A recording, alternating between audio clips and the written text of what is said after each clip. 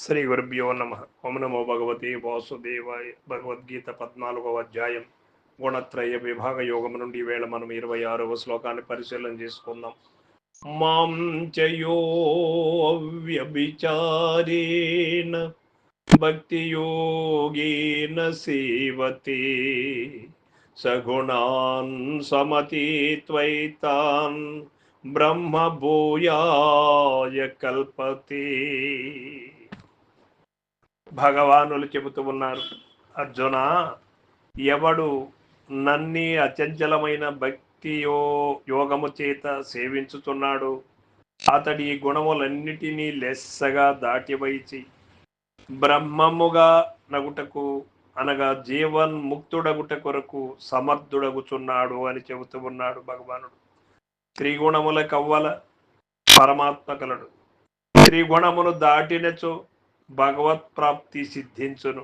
కానీ వానిని దాటుటిట్లు ఎంతయో విచారణ, మనోనిగ్రహము, సంయమము దానికి అవసరము. కానీ భక్తి యొక్క సహాయం ఉన్నచో ఈ జ్ఞానస్థితి సులభముగా లభింపగలదు. కనుకని గీతాచార్యులు దాదాపు ప్రతి అధ్యాయమునందును ప్రతి యోగమందును ఈ భక్తిని గూర్చి చెప్పుచున్నారు.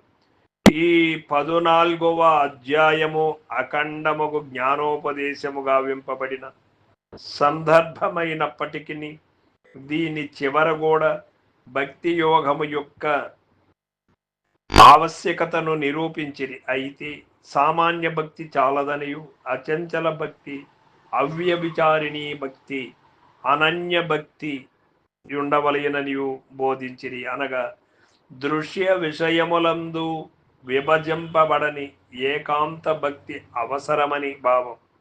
భక్తి మార్గము సర్వులకును చాలా సులభమైనది ఎగుటచే అట్టి ఉత్తమ భక్తిని ప్రతి వారును సంపాదించి తద్వారా భగవత్ కృపను, తద్వారా బ్రహ్మజ్ఞాన వ్యాప్తిని, దానిచే బ్రహ్మానుభూతిని బడయుటకు అనుకూలముగా నుండును.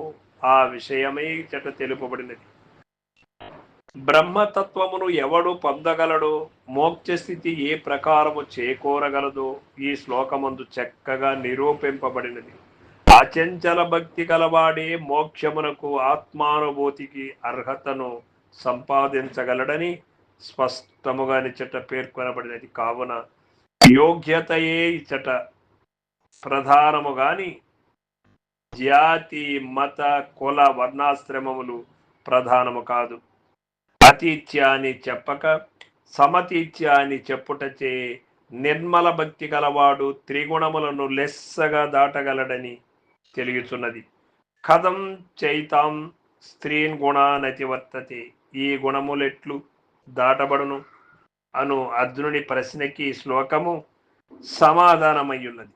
అచంచల భక్తి చేతని జ్ఞాన ప్రాప్తిని బడసి తద్వారా 3 గుణములను దాటి మనుజుడు బ్రహ్మైక్యమును బడయగలుగుతున్నాడని ఈ చోట వచింపబడినది. కావున సులభతరమైనట్టి ఈ భక్తి యోగము యొక్క సహాయముచే సాధకుడు ఆత్మజ్ఞానముంది త్రిగుణములను దాటి ముక్తిని శీఘ్రముగా బడయవచ్చును అని మనకు ఇక్కడ తేట తెలివైనది.